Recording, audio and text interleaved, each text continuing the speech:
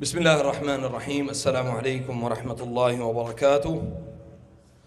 الحمد لله رب العالمين والصلاة والسلام على أشرف الأنبياء والمرسلين نبينا محمد صلى الله عليه وسلم وعلى آله وصحبه أجمعين. الله تبارك وتعالى: ود كثير من أهل الكتاب لو يردونكم من بعد إيمانكم كفارا حسدا.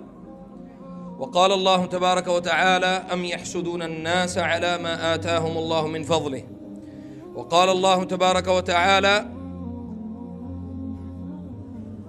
ومن شر النفاسات في العقد ومن شر حاسد إذا حسد.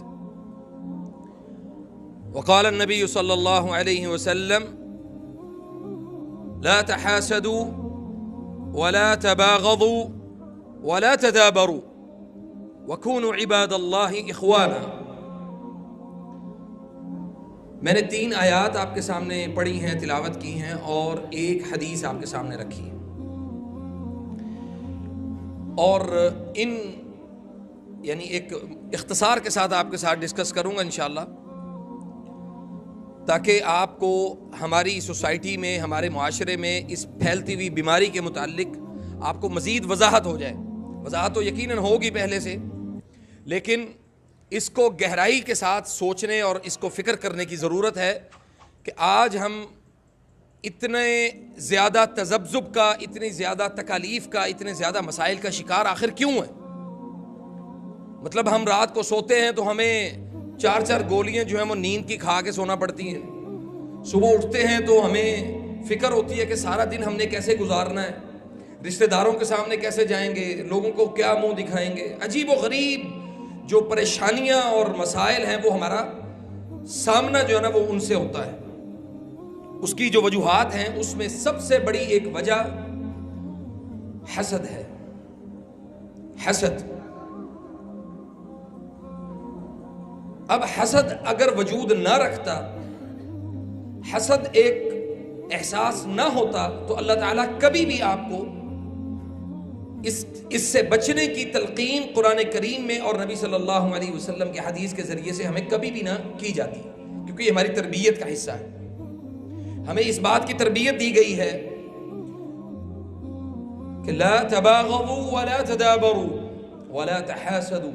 یہ حدیث کہ تم ایک دوسرے سے بغض نہ رکھو، ایک دوسرے سے آگے بڑھنے کی کوشش نہ کرو، ایک دوسرے سے حسد نہ کرو.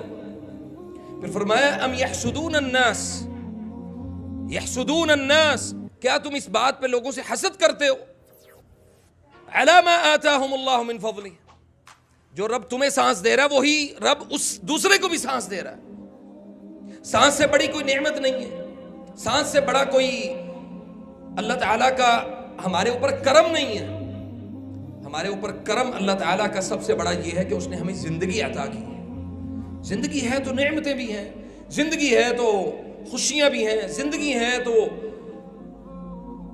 خوشیاں بھی ہیں اور غم بھی ساتھ ساتھ ہیں. لیکن ان غموں کی وجہ جو ہے وہ سب سے بڑی وہ حسد ہے. فَإِنَّ الْحَسَدَ يَأْكُلُ الْحَسَنَاتِ. اب دیکھیں ہماری سوسائٹی میں ہر دوسرا آدمی حسد کا شکار ہے، ہر دوسرا آدمی. اور حسد کا شکار ہونے کی وجہ کیا ہے؟ سب سے بڑی جو وجہ ہے وہ یہ ہے کہ ہم اپنی نعمتوں کا، اپنے اوپر اللہ کے جو فضل اور اس کی رحمتیں ہیں، ہم اس کا اعلان کرتے پھرتے ہیں، اس کا شور کرتے ہیں، اس کا لوگوں کو بتاتے ہیں کہ بھئی اللہ نے میرے اوپر یہ کرم کیا ہے، یہ میرے اوپر اللہ نے یہ فضل کیا ہے. بلکہ ہم بعض دفعہ اکثر لوگ تو اس فضل کو کاؤنٹ ہی نہیں نہ کرتے کہ بھی اللہ نے فضل کیا. وہ کہتے ہیں کہ جی میں نے حاصل کیا ہے، میں نے یہ کامیابی حاصل کی، مجھے یہ فائدہ پہنچا ہے، میں نے یہ کام کیا تو مجھے اتنا فائدہ پہنچا، میں نے ₹1,00,000 انویسٹ کیا تو مجھے ₹5,00,000 بچ گیا، میں نے ₹10,000 انویسٹ کیا تھا تو مجھے یہ فائدہ پہنچا. جب آپ اس کو اعلان کرتے ہیں، جب آپ اس کو لوگوں کو بتاتے ہیں، جب آپ لوگوں سے یہ بات کرتے ہیں کہ جی مجھے یہ فائدہ ہو رہا ہے، اور دوسرا آدمی ممکن ہے کہ وہ راحت میں نہ ہو، سکون میں نہ ہو، آپ اپنا سکون اس کو بتا کے خود اپنے لیے حسد مول لے رہے ہیں. وہ آپ سے آٹومیٹک وہ حسد کرے گا. سگا بھائی آپ سے حسد کر سکتا ہے. صرف ایک رشتہ جس کے متعلق میرا یقین ہے کہ ماں باپ آپ سے حسد نہیں کرتے, ماں باپ خوش ہوتے ہیں. ہاں اس صورت میں ماں باپ بھی حسد کرتے ہیں جب ماں باپ کے اندر دینداری نہ ہو, جب ماں باپ کو دین کا فہم نہ ہو. اسی لیے نبی صلی اللہ علیہ وسلم نے اپنی اولاد کے درمیان عدل کرنے کی ہمیں تلقین کی ہے. وہ تلقین کیا ہے؟ ایک منٹ خاموشی اختیار کرو, گل پوری کر لیں وہ ذرا, بہت اہم گل ہے. نبی صلی اللہ علیہ وسلم نے فرمایا کہ اتقوا اللہ, اللہ سے ڈر جاؤ. اعدلوا بین ابنائکم و اولادکم, کہ تم اللہ سے ڈر جاؤ, اپنی اولاد کے درمیان عدل کرو. اس سے ثابت ہوا کہ ماں باپ بھی کبھی کبھی ایک اولاد کی سائیڈ کھینچ جاتے ہیں. کبھی کبھی ایک اولاد کو جو پریفرنس ہے, اہمیت ہے, اس کو وہ دے دیتے ہیں, اس کو پرائورٹی دیتے ہیں دوسری اولاد کی نسبت. کیوں دیتے ہیں؟ کیونکہ انہیں علم نہیں ہے کہ نبی صلی اللہ علیہ وسلم نے اس بات کی ہمیں تلقین کی ہے. اگر ایک بیٹی کے لیے آپ نے کچھ خریدا ہے تو دوسری بیٹی کے لیے بھی آپ خرید کے لے کے جائیں. ایک بیٹے کو اگر آپ نے ایک 5 مرلے کا پلاٹ دیا ہے تو دوسرے بیٹے کو بھی 5 مرلے کا پلاٹ اپنی زندگی میں لے کے دیں. ایک تحفہ ایک بیٹے کو دیا ہے تو 10 بیٹے ہیں تو 10 کے 10 بیٹے کو آپ کو تحفہ لے کے دینا چاہیے. اپنی اولاد کے درمیان عدل کریں. اس سے ثابت یہ ہوا کہ بعض والدین ایسے ہیں, میں سب والدین کو نہیں اس میں شامل کرتا, بعض والدین ایسے ہیں جو اپنی اولاد کے درمیان عدل کو اہمیت نہیں دیتے, جس کی وجہ سے وہ جو کمزور اولاد ہوتی ہے وہ بھی بیماریوں کا شکار ہوتی, وہ بھی حسد کا شکار ہوتی. لا الہ الا اللہ. پکڑے ذرا دیکھیں. حسبی اللہ ونعم الوکیل. حسد سے بچنا ہے تو اس کا علاج بڑا آسان ہے. دیکھیں, حسد کا نقصان آپ کو میں پہلے بتا دوں, پھر اس سے بچنے کے جو طریقے ہیں وہ بڑے آسان ہیں. وہ ہم اس کو اپنی زندگی میں امپلیمنٹ کر کے خود بھی راحت میں رہ سکتے ہیں اور دوسروں کو بھی راحت میں رہنے کی تلقین کر سکتے ہیں. سب سے پہلے تو طریقہ یہ ہے کہ آپ کے پاس اللہ کی نعمت ہے, آپ کو اللہ نے جو عطا کیا ہے اس کے اوپر اللہ تعالیٰ کا شکر ادا کریں. لئن شکرتم لأزیدنکم, لئن شکرتم لأزیدنکم, اور شکر نہیں کریں گے وَلَئِن كَفَرْتُمْ إِنَّ عَذَابِ لَشَدِيدٌ. بڑی سمپل سی بات ہے کہ تم کفر کرو, اللہ تم سے سب کچھ کھینچ لے گا. تم اپنے اوپر اللہ کی نعمتوں کا شکر ادا نہیں کرو گے تو وہ کفر ہوگا. تو کفر کرو گے تو جو دیا ہے وہ بھی رب چھین لے گا, راحت بھی چھین لے گا, سکون بھی اٹھا لے گا, رحمتیں اللہ کی جو ہوں گی وہ بھی ساری اللہ تعالیٰ اٹھا لے گا.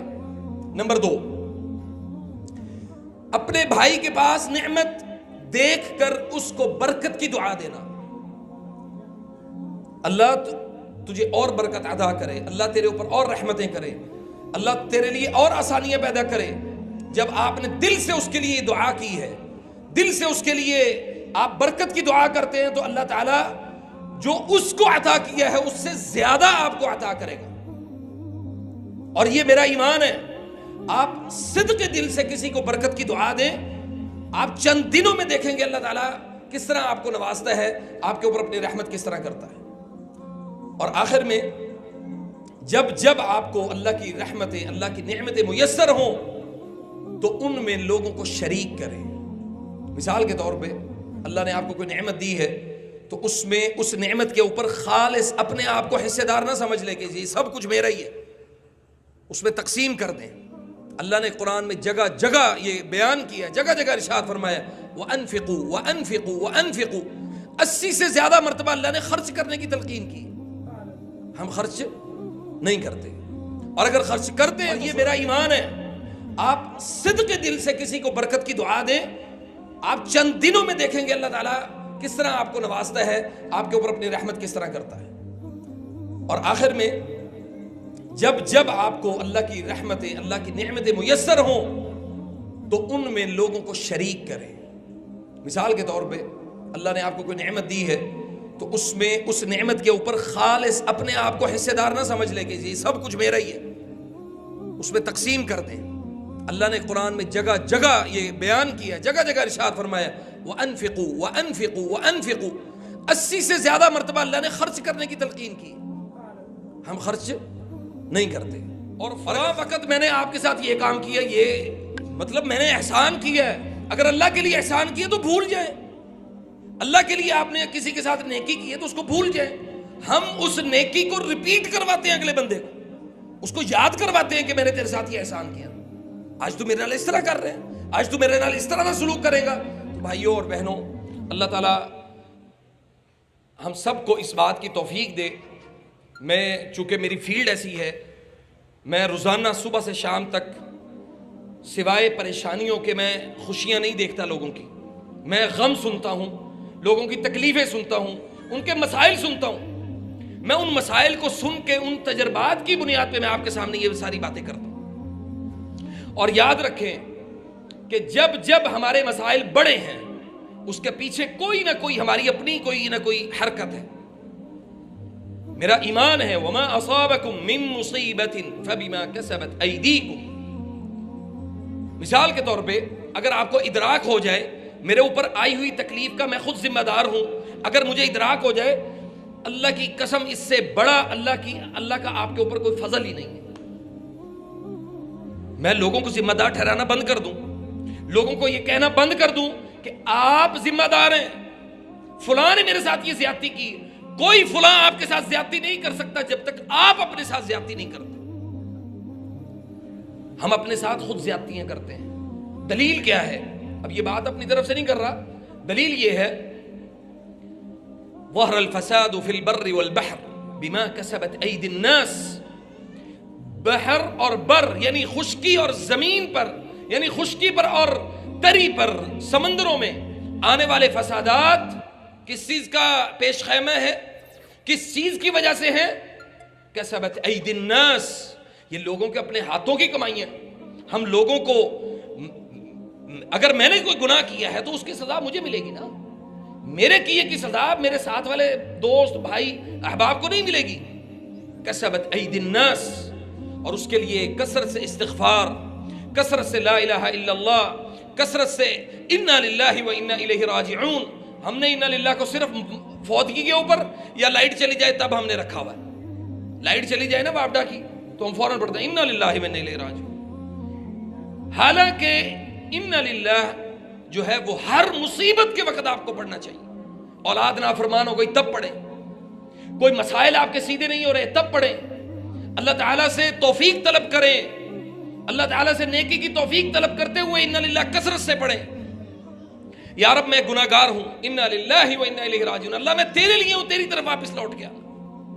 تو یہ چیزیں انسان کے دل کو نرم کرتی ہیں، اس کے اندر تکبر پیدا نہیں کرتی، اس کے اندر سختی پیدا نہیں کرتی، اس کے دل کے اندر قسوت القلب، دل کے اندر جو سختی ہوتی ہے اس کو مضبوط نہیں ہونے دیتی۔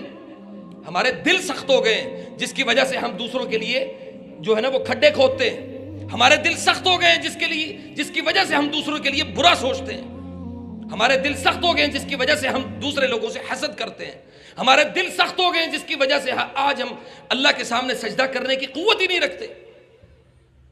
بہت سارے لوگ عرب میں آپ نے اکثر دیکھا ہوگا، بہت سارے لوگ نا یہ بات کرتے ہیں، اور میں واللہ میں ان کی اس بات کو اپریشیٹ کرتا ہوں، اور پاکستانی کرتے ہیں یا اردو زبان بولنے والے اکثر کرتے ہیں، اور میرا یہ ذاتی تجربہ ہے، میں جس سے پوچھتا ہوں یار یہ عرب کی کامیابی کی وجہ کیا ہے، وہ کہتے ہیں جی کچھ بھی ہو جائے نماز کے ٹائم میں نماز ادا کرتے ہیں۔ ہماری کتنی بہنیں، کتنی خواتین، کتنے مرد ہزاروں نمازیں گزر جائیں ہمارے کان پہ جوں تک نہیں رینگتی، ہمیں احساس ہی نہیں ہوتا کہ میں نے اللہ کا حکم جو ہے وہ اس کو میں نے ایک سائیڈ پہ رکھ دیا، نماز کا وقت ہو گیا میں نے نماز ادا ہی نہیں کی۔ کتنی نمازیں آپ خود سے سوال کریں کہ کتنی نمازیں ہیں جو میں نے اللہ کے حکم کی آواز آئی میں نے ادا نہیں کیا اسے۔ اور اسی طرح کامیابی اگر چاہتے ہیں تو دلوں کی سختی بالکل نہیں چلے گی، دل نرم ہوگا تو نیکی کی توفیق ہوگی، دل نرم ہوگا تو اللہ کی رحمت ہوگی، دل نرم ہوگا تو اللہ تعالیٰ اپنے بندوں پر رحم کرے گا، دل نرم ہوگا تو نیکی کی توفیق زیادہ مزید ملے گی، لوگوں کے ساتھ آپ کا اخلاص اچھا ہو جائے گا، لوگوں کے ساتھ آپ بات کریں گے تو آپ کی بات آپ کے دل سے نکلے گی، اور اگر آپ کے دل میں سختی آ گئی تو پھر یاد رکھیں وہ سختی آپ کو اللہ سے دور کرنے والی، اللہ کے قریب نہیں کرنے والی. اس لیے فَإِنَّ الْحَسَدَ يَأْكُلُ الْحَسَنَاتِ كَمَا تَأْكُلُ النَّارُ الْحَطَبَ. یہ حدیث میں نے اس لیے پڑھی کہ حسد آپ کی نیکیوں کو ایسے کھا جاتا ہے جیسے آگ لکڑی کو کھاتی ہے. یعنی حسد کریں گے تو آپ کی نیکی آپ سے دور ہو جائے گی، آپ کو توفیق نہیں ملے گی نیکی کرنے کی. تو برکت کی دعا دیں اللہ تعالیٰ سے، خیر اپنے لیے، اپنے بھائی کے لیے، احباب کے لیے، رشتہ داروں کے لیے، ہمیشہ ان کے لیے خیر طلب کریں. میں آپ کو ایک چھوٹا سا واقعہ بتا کے بات ختم کرتا ہوں، پھر رقیہ شروع کرتے ہیں انشاءاللہ. جمعے والے دن خاص طور پہ ہمارے ہاں تو یہاں اتنا اہتمام نہیں ہوتا، عرب میں بہت اہتمام ہوتا ہے. اور اہتمام کس چیز کا ہوتا ہے آپ حیران اس بات پہ ہوں گے. عرب میں اس چیز کا خاص اہتمام ہوتا ہے. بکر بھائی آپ ادھر بیٹھے ہیں. اس چیز کا اہتمام ہوتا ہے، کسی کو ٹیشو چاہیے ہو تو لے لیجئے گا.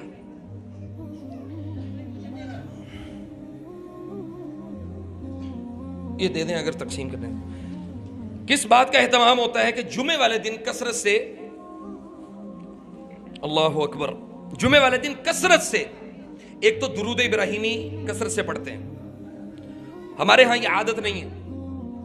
اور جمعے والے دن عصر کی نماز اور مغرب کی نماز کے درمیان، عصر اور مغرب کے درمیان کا جو وقفہ ہے، اس میں جو خالصتاً اللہ سے ڈرنے والے لوگ ہیں، متقی، میں سب کی بات نہیں کر رہا، میں ان لوگوں کا اہتمام کی بات کر رہا ہوں جن کو میں نے اپنی آنکھوں سے دیکھا ہے. وہ عصر اور مغرب کے درمیان اپنے آپ کو وضو کر کے تیاری کر کے مصلی اور جائے نماز کے اوپر بیٹھ جائیں گے.